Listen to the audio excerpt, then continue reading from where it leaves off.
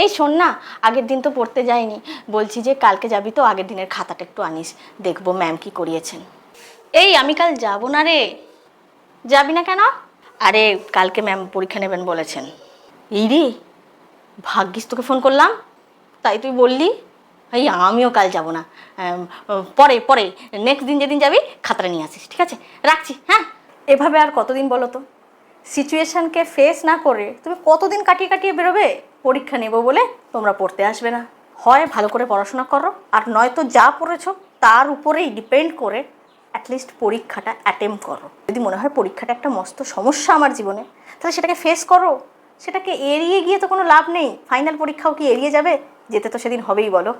তাই বলছি, পড়াশোনার ক্ষেত্রে হোক কিংবা অন্য কোনো সমস্যার ক্ষেত্রে হোক, প্রবলেমকে সবসময় ফেস করবে, তারপর তার সলিউশন বের করার চেষ্টা করো, কিন্তু সেটাকে এড়িয়ে যেও না, সিচুয়েশান ফেস করো।